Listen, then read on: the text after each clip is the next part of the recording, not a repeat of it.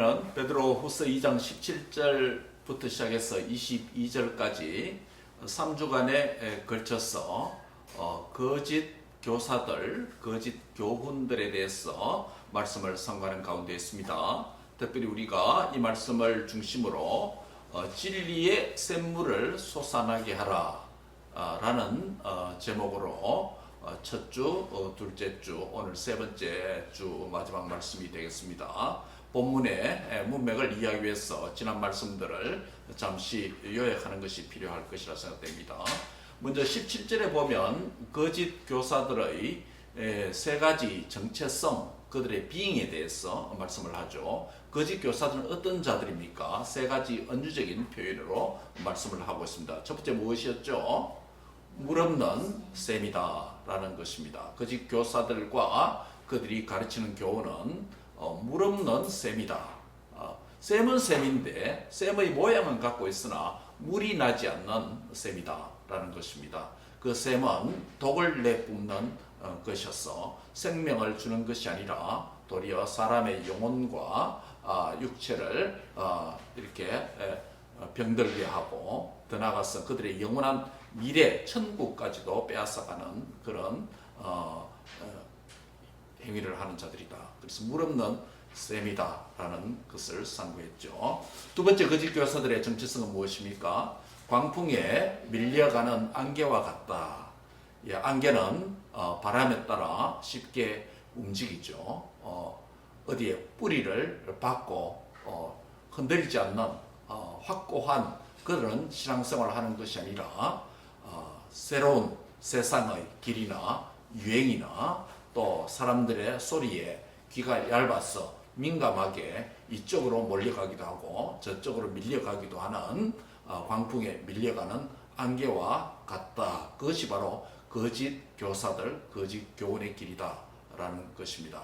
그러나 진리의 자녀들은 옛적 길, 말씀의 길, 생명의 길, 세상 사람들이 가는 넓은 길이 아니라 좁은 길을 걸어가야 되는 줄 믿습니다. 마지막 세 번째 거짓 교사들은 어떤 존재들입니까?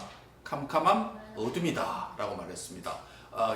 거짓 교사들은 현재 그들의 정체성, 그들의 교훈, 가르침이 캄캄한 어둠에 사로잡혀서 진리의 빛을 볼 수도 없을 뿐만 아니라 그들의 영원한 미래도, 영원한 마지막 운명도 캄캄한 어둠에 영원한 무적행으로 들어갈 자들이다 라는 것을 통해서 거짓 교사들을 정체성, 거짓 교사들이 어떤 자인가를 우리 교회에게 보여줌으로 경계를 받고 경고를 받고 진리를 빛을 따라 사는 진리의 건강한 삶이 얼마나 중요하고 의미 있는 것을 보여주고 있다고 할 수 있겠습니다. 두 번째는 뭐라고 말했습니까? 거짓 선생은 무엇을 행하는 것인가? 세 가지 행위를 우리가 지난 주일에 살펴보았습니다. 첫째 주는 세 가지 정체성에 대해서 말했다면 그 다음 본문은 세 가지 행위에 대해서 18절, 19절 중심으로 말씀을 하고 있죠. 첫 번째 행위는 무슨 행위를 한다겠죠? 거짓 교사들은 허탄한 자랑을 하는 자들이다. 허탄한 자랑을 하는 자들이다. 허탄하다는 것은 거짓이란 말이죠. 그럼에도 거짓을 자랑하는데도 거기에 속고 미혹되고 유혹되고 따라가는 자들이 많은 것은 참 아이러니컬한 이야기라고 할 수 있겠습니다. 허탄한 자랑을 한다. 두 번째는 어떤 행위를 합니까? 자기 종을 만든다 라고 했습니다. 예수님의 종을 만들고 말씀의 종을 만들고 예수님의 제자를 만드는 것이 아니라 사람의 종을 만들고 사람의 제자를 만드는 잘못된 이단의 모습이죠. 그래서 오늘날 통일교나 JMS나 또 신천지나 한국의 수많은 이단들은 전부 다 바로 허탄한 자랑을 통해서 사람을 따르도록 하는 그래서 결국 멸망의 길로 인도하는 이런 행위를 하는 자들이라고 할 수 있겠습니다. 캄캄한 어둠에 빠진 자들이라고 할 수 있겠습니다. 마지막 행위는 무엇입니까? 그들은 허황된 약속을 한다. 마치 좋은 것을 줄 수 있는 것처럼 광명한 천사의 모습으로 밝은 빛을 줄 수 있는 것처럼 그렇게 미혹을 하게 됩니다. 그러나 그들의 약속은 허황되다, 거짓되다 라고 말씀을 하고 있습니다. 이것이 세 가지 거짓 교사들의 모습이고 그리고 거짓 교사들의 행위들이다 라는 것을 지난 2주간에 걸쳐서 말씀을 전했습니다. 오늘은 이제 20절부터 22절까지 이 마지막 본문을 통해서 진리의 샘물을 솟아나게 하라 세 번째 말씀을 증거하고자 합니다. 오늘은 특별히 어떤 말씀이냐면 거짓 교사들의 세 가지 존재, 정체성을 말했고 그 다음에 이어지는 본문에서 18절, 19절에서는 거짓 교사들의 세 가지 행위를 말한 이후에 그 무엇을 위해서 이 이야기를 한 것일까요? 왜 거짓 교사들의 세 가지 정체성, 어떤 자인가 라고 말하고 그 다음에 거짓 교사들은 이 세 가지 행위를 하는 자들인데 왜 그들의 거짓 교사들의 being과 doing, 그들의 존재, 정체성과 행위를 말했을까요? 결론입니다. 결국 진리를 따르는 성도, 진리의 백성된 교회, 진리의 하나님을 믿는 성도들은 어떻게 살아야 된다? 진리의 샘물을 계속 마시면서 살아야 된다라는 것입니다. 한번 같이 하겠습니다. 진리의 백성은 계속 진리의 샘물을 마셔야 합니다. 예, 말씀드리로 거짓 교사들의 세 가지 특징을 말했습니다. 물 없는 샘, 광풍에 밀려가는 안개, 그리고 캄캄한 어둠에 직면하게 될 것이다. 거짓 교사들의 세 가지 행동을 말했습니다. 허탄한 자랑을 하고 자기 종을 만들고 허황된 약속을 하면서 미혹을 했습니다. 자, 그렇다면 이러한 거짓 교사들이라면 교회는 진리의 하나님과 진리의 말씀을 믿는 성도는 참된 리얼 크리스천은 어떻게 살아야 됩니까? 첫 번째로 예수님을 바로 알아야 됩니다. 본문 20절에 말하고 있죠. 같이 읽습니다. 시작. 만일 그들이 우리 주 대신 구주 예수 그리스도를 알므로 세상의 더러움을 피한 후에 다시 그 중에 얽매이게 지면 그 나중 형편이 처음보다 심하니라. 이에 보면 만일 그들이 우리 주 예수 그리스도를 알므로 하나님 예수님을 아는 것에 대해서 말했습니다.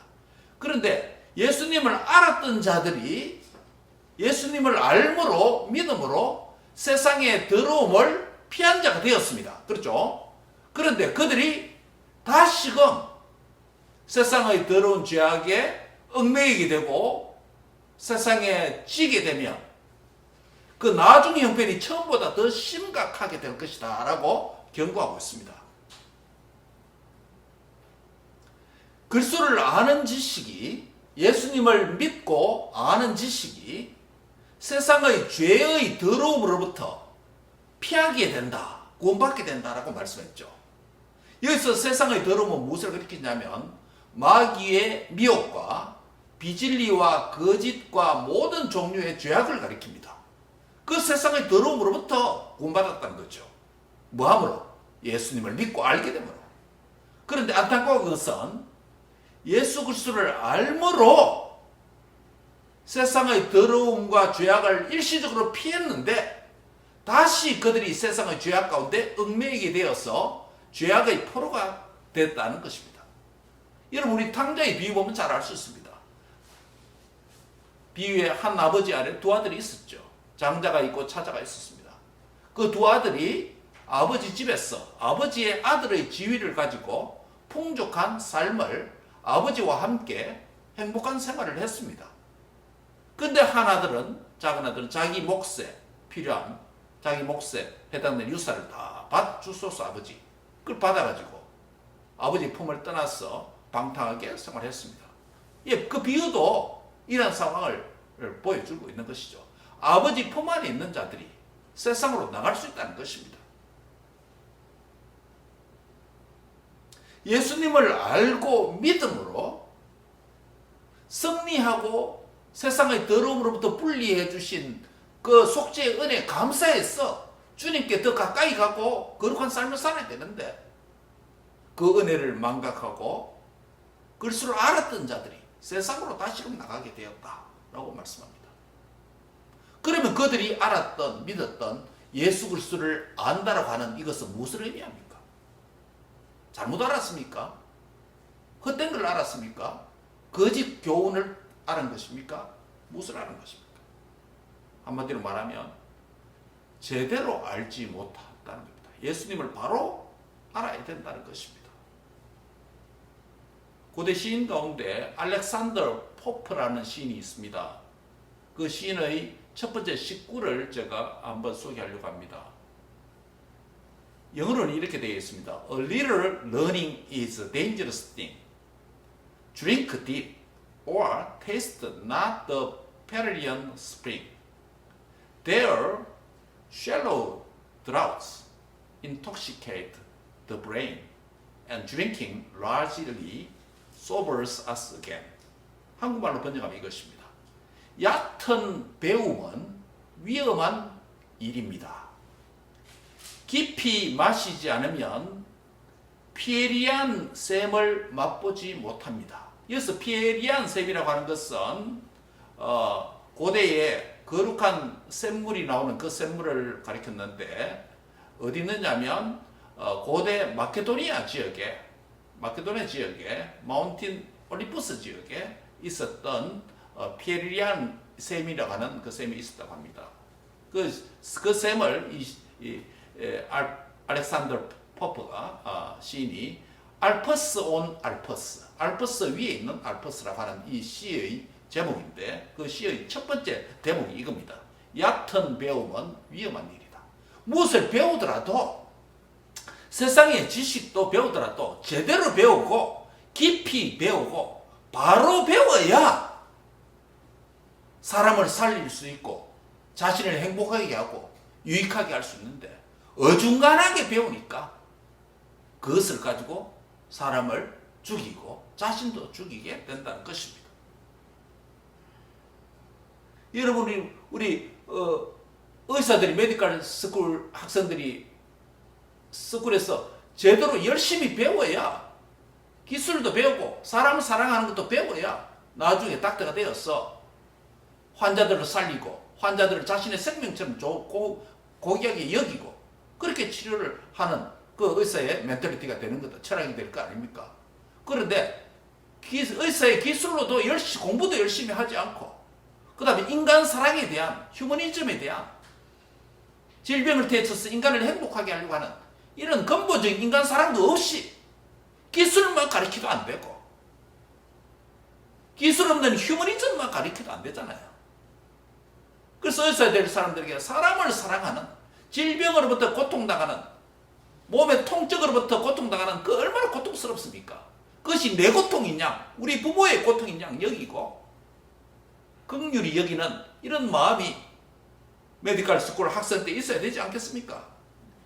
뿐만 아니라 그 메디컬 기술도 열심히 공부했어.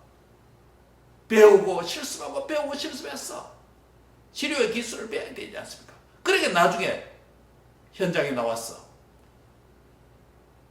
사람을 사랑하는 마음으로 돈 때문에 사람을 고치는 것이 아니라 사람을 사랑하는 마음으로 봉사하는 마음으로 자신이 훈련받은 것을 환자에게 적용하고 가르치는 것. 그게 여기서 길 아니겠습니까?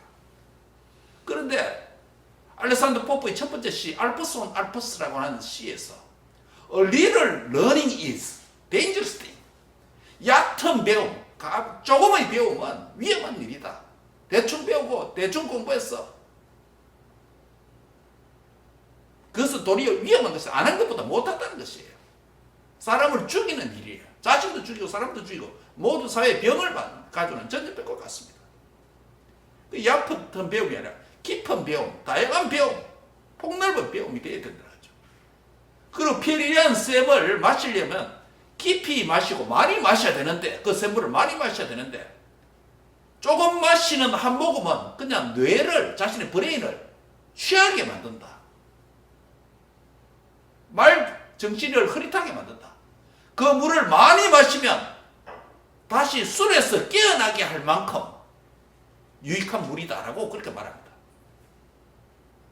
이에서 피리안 스프링, 피리안 샘물에 대한 그 샘물이 정말 깊은 샘이고 뭐 영양분도 뭐 미네랄이 많은지 모르겠습니다. 조금 마시면 그냥 머리가 흐릿한 정도인데 많이 마시면 술에서 깨어질 만큼 그만큼 정신을 맑게 하는 물이라는 것이에요. 이와 같이 사람의 이 배움, 러닝도 a little learning is dangerous thing. 굉장히 위험한 것이라는 것이에요. 예수님을 아는 영적인 일에도 마찬가지입니다. 신앙도 마찬가지입니다. 성경과 하나님의 말씀과 은혜에 대해서 제대로 배우고 제대로 알아야 위험한 것이 되지 않는 것입니다. 구원의 은혜에 대해서 제대로 체험하고 깊이 주님을 인격적으로 만나는 경험을 해야 자신도 살리고 다른 사람에게도 선한 영향을 끼치는 자가 될 수 있습니다. 사랑하는 성도 여러분, 진리 대신 예수님을 바로 아시기 바랍니다. 진리 대신 예수님을 바로 믿는 자가 될 수 있기를 바랍니다. 그래야 자신도 살고 다른 사람도 살리는 거예요. 조금 알고 조금 믿는 수준 돼가지고 나도 신앙의 믿음의 삶을 못 살 뿐만 아니라 다른 사람에게도 방이 됩니다. 그런 자가 되어서는 안 됩니다. A little learning is a dangerous thing. 이 오늘 본문도 보세요. 세상으로 나간 이단들이 어떻습니까? 배교자들이 어떻습니까? 그들이 주 예수 그리스도를 알므로 믿음으로 세상의 더러움으로부터 피했던 자입니다. 그런데 다시 미혹을 받아서 그 죄악 가운데 얽매이게 되고 지게 되고, 그런데 그 결과가 어떻단 말합니까? 그 나중 형편이 처음보다 훨씬 심각하다, 불행하게 되었다. 이게 얼마나 경고하는 말씀입니까? 오늘 말씀 그대로예요. 예. 알렉산더 포프의 알프스 온 알프스의 첫 구절하고 너무 시밀러합니다. 이런 점에서 성도 진리로 거듭난 저와 여러분은 우리 주 예수 그리스도를 한 번 아는 것으로 그치지 않았고 지속적으로 깊이 있게 계속적으로 알아가야 될 자임을 믿습니다. 예. 하나님에 대한 신지식이 계속 자라가야 됩니다. 성경 하나님을 아는 것이 중단되지 않도록 해야 됩니다. 이것은 우리 안과 삶에 진리의 강이 계속 흐르도록 해야 된다는 것을 의미합니다. 하나님을 어떻게 알게 됩니까?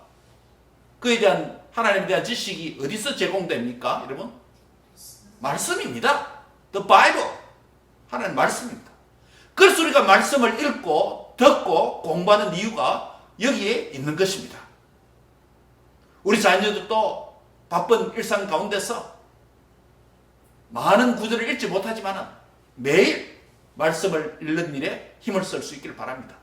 우리 모든 성도들도 하나님 말씀을 좀 더 가까이 하고 예수님에 대한 진리를 좀 더 알아가는 열정으로 살아가는 자들이 되시기 바랍니다. 조금 아는 것은 더 알지 않고 조금 아는 것으로 부족합니다. 왜냐하면 죄악의 미혹이 우는 사자가 집어삼킬 자가 하는 이 사탄의 역사가 너무 강한 세상 속에서 살기 때문입니다. 그러면 또 지게 됩니다.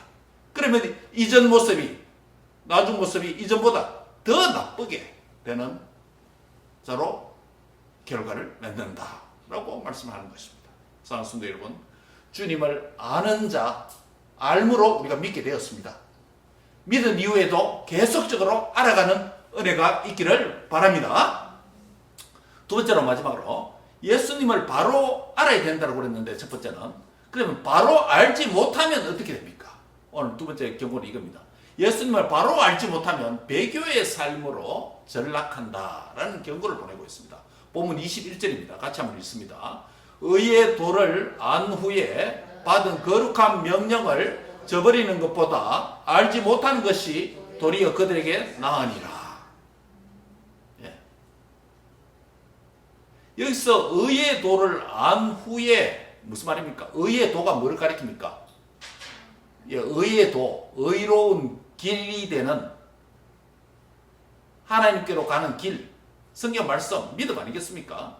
의의 도를 안 후에 받은 거룩한 명령을 저버리는 것은 예수님을 믿은 이후에 말씀을 지키지 아니하고 순종하지 않고 말씀을 명령을 저버리면, 말씀대로 살지 아니하면 기독교의 배교 행위다라고 지금 말하는 거예요. 그런데 그렇게 명령을 저버리는 것보다 알지 못하는 것이 도리어 그들에게 나았을 뿐이었다라고 말합니다. 배교 행위는 처음부터 진리를 알지 못하는 것보다 도리어 낫다라고 말합니다. 아까 앞에서 말했죠. 대충 배우고 조금 알고 어중간하게 아는 것보다 아예 모르는 게 더 낫다. 그래서 나중에 은혜로 인해서 믿는 것이 낫지. 조금 알다가 믿다가 세상에 빠져버리고 그렇게 해버리면 그건 아주 불행한 일이다. 나중에 돌아오려면 조금 아는 것 때문에 회개하지도 못하고 나도 아는데, 나도 믿은 적이 있는데 라고 변명을 하면서 돌아오지 않는 그런 완악한 보다 더 낫다는 것이죠. 아예 모르는 자. 배교가 얼마나 위험한 것인지 22절은 이렇게 말합니다. 참된 속담에, 고대에 있었던 속담에 이런 말이 있습니다. 개가 토하였던 것에 돌아가고 돼지가 씻었다가 더러운 구덩이에 도로 누웠다 하는 말이 그들에게, 즉 진리를 배반한 자에게 응하였도다 라고 말합니다. 여기서 배교 행위를 속담 하나를 들어서 예를 듭니다. 여기 두 가지, 이 속담에 두 가지 짐승이 등장합니다. 누굽니까? 하나는 개, 하나는 돼지입니다. 개가 먹은 음식을 토하였을 때, 아, 이거 더럽다, 다시 먹지 말아야 된다, 이렇게 생각하지 않고 다시 그것을 먹는다는 것입니다. 돼지는 씻은 후에, 돼지는 원래 깨끗한 동물이라고 해요, 본질적으로는. 그런데도 불구하고 씻은 후에 다시 더러운 구덩이로 돌아가서 눕는다는 것입니다. 이 두 짐승의 행위는 더러운 것, 즉 토하였던 것과 더러운 구덩이로 되돌아갔다는 것입니다. 회개한 죄를 다시금 범죄하는 것을 비유하는 것입니다. 회개해서 예수님을 믿어서 깨끗하게 되었는데 그 말씀대로 살지 않고 진리의 명령을 저버리고 다시금 불순종함으로 토하였던 것, 더러운 구덩이로 다시 돌아가는 매우 어리석은 행위를 하고 있다는 것입니다.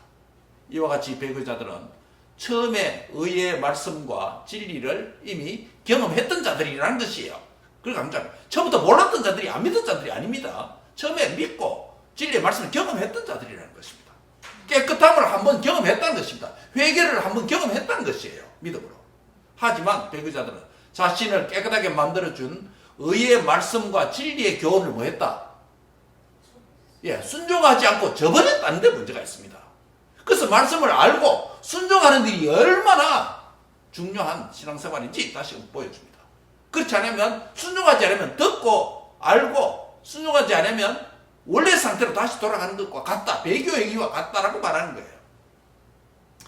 결국 진리 대신 예수님과 진리의 복음과 진리의 공동체인 교회를 버린 자들은 비참한 다른 범죄자들보다, 안 믿는 자보다 더 나쁘고 악한 일이다 라고 말하는 것이에요.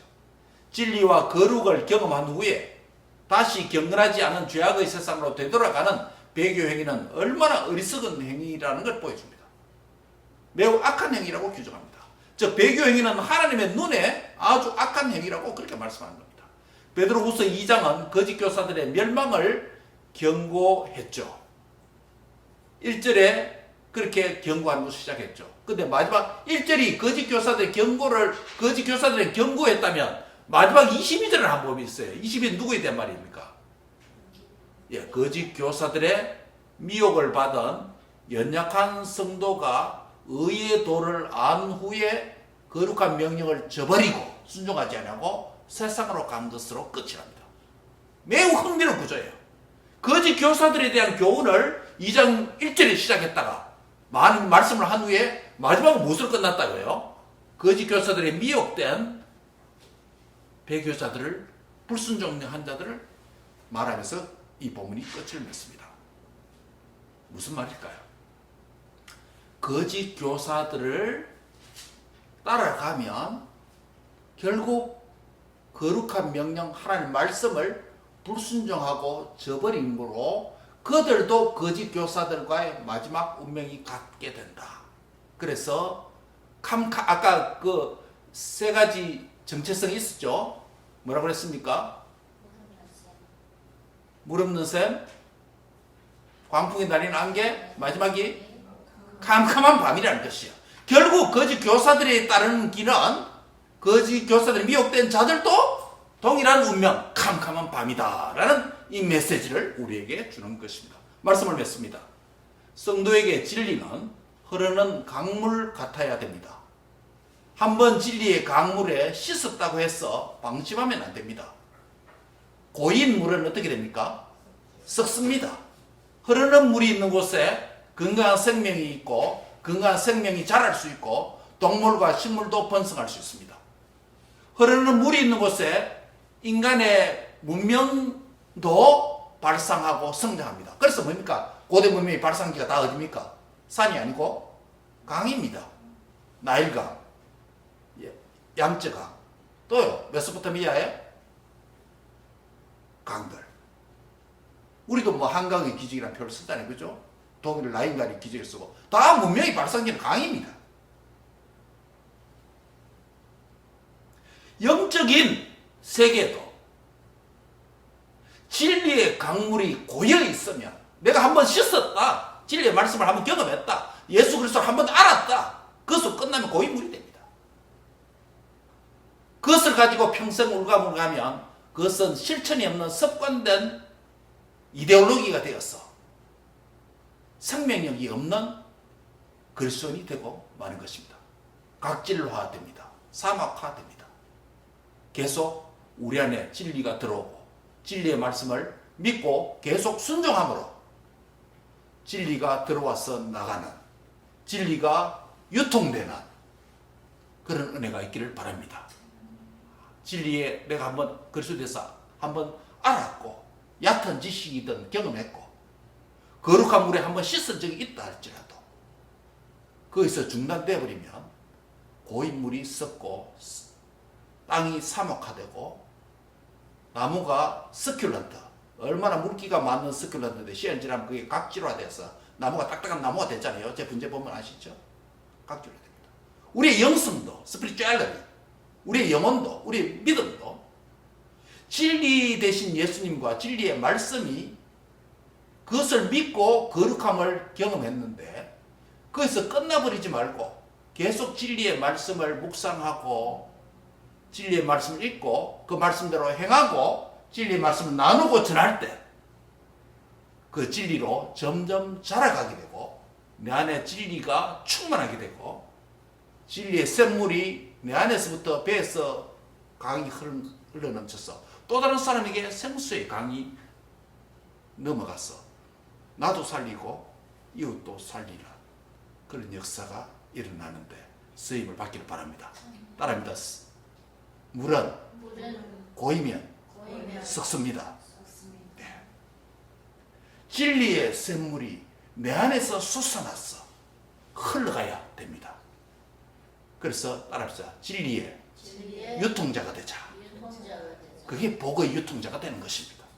우리 24 기도 제목 가운데 보니까 이 흘러가는 거, 복의 복을 대해서 흘러가는 거, 그게 유통자입니까? 유통, 머물러 있는 게 아니고 썩습니다. 진리의 유통자가 되는 은혜가 되기를 축복합니다. 기도하겠습니다. 하나님 감사합니다. 한때 예수님을 알고 믿었던 자들조차도 한때 진리의 샘물로 한번 씻은 바 된 자들도 얼마든지 죄악 세상에 빠질 수 있다는 경고를 우리에게 강력하게 이 본문을 통해서 교훈하여 주셨습니다. 사랑하는 주님, 고인물은 썩고 한번 나를 정결케 한 지식과 거룩한 물도 다시금 세상에 빠지게 만들 수 있고 개가 토하였던 것을 먹고 돼지가 씻었던 것에 다시금 구덩이로 돌아갈 수 있다라는 가능성을 우리에게 보여주었습니다. 사랑하는 주님, 진리가 내 안에 머물러서 더 이상 알지 않는 고인물이 되어서 썩어서 내가 각질화되고 사막화되고 교리화되고 습관화되고 이데올로기가 되어서 생명력을 잃은 그리스도인이 되지 말게 하여 주옵소서. 말씀과 성령이 충만하게 해주시고 이 진리로 무장하게 해주시고 이 진리가 내 안에 넘칠 뿐만 아니라 또한 흘러가게 해주시옵소서. 무엇보다 들었던 진리를 순종하는 저희가 되고 나누는 자가 되도록 축복해 주옵소서. 모두가 진리의 유통자가 되어 복의 유통자가 되도록 쓰임받게 해 주옵소서. 예수님의 이름으로 기도합니다. 아멘.